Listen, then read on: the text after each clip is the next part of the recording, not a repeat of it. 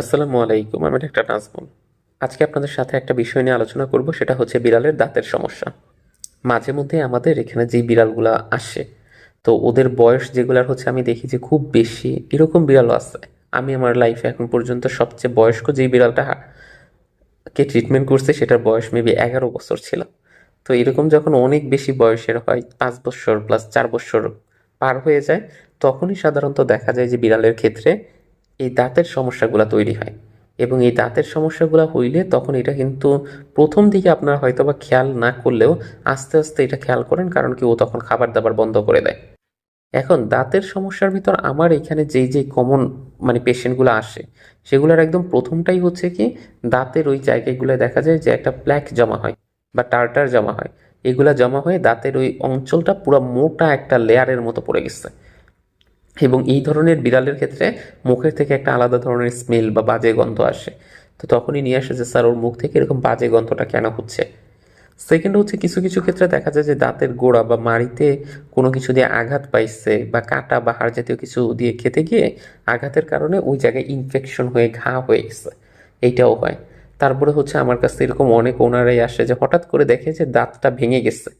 এই ভাঙা দাঁতটা বের হওয়ার কারণে তারা আসলে খুব বেশি প্যানিকড হয়ে যায়, এবং তখন সাথে সাথে হচ্ছে একবার রেগুলার চেক আপের জন্য নিয়ে আসে যে দাঁতটা হঠাৎ করে কেন ভেঙে গেল, এটা থেকে আর কি কি কমপ্লিকেশন তৈরি হতে পারে এই জন্যে।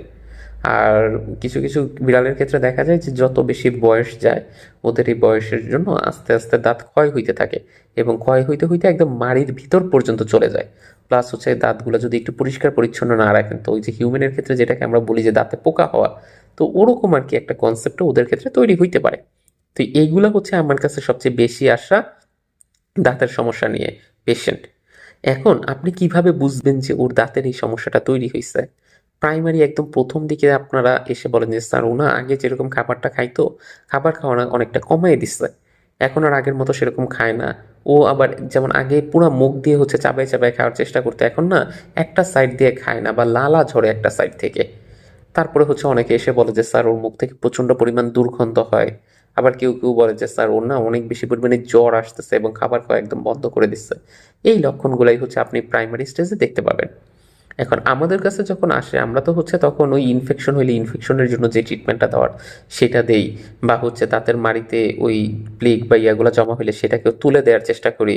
প্লাস হচ্ছে ওদেরকে তখন ডেডিকেটেড যেই পেস্ট প্লাস টুথব্রাশ আছে সেইটা ব্যবহার করতে বলি, যে আপনি দিনে একবার করে এটা দিয়ে ইয়ে করবেন, বা অ্যান্টিসেপটিক যে মাউথ ওয়াশগুলো পাওয়া যায় সেগুলো ওদের ক্ষেত্রে ব্যবহার করতে বলি। এগুলো ব্যবহার করলে দেখা যায় যে হ্যাঁ, আস্তে আস্তে ওদের এই দাঁতের যে সমস্যাটা আছে বা মাড়ির যে ইনফেকশনের সমস্যাটা আছে, এটা ঠিক হয়ে যায়। এই জন্য আপনাদেরকেও পরামর্শ থাকবে, আপনাদের বিড়ালটারও যদি প্রাইমারি স্টেজ এরকম কোনো সমস্যা আপনারা ফেস করে থাকেন, তাহলে অনতি বিলম্বে খুব দ্রুতই একজন রেজিস্টার্ড ভেটের সাথে পরামর্শ করে তার ট্রিটমেন্ট মতো আপনি হচ্ছে ওষুধগুলো কন্টিনিউ করেন। তাহলেই দেখবেন যে আস্তে আস্তে ও সুস্থ হয়ে যাবে।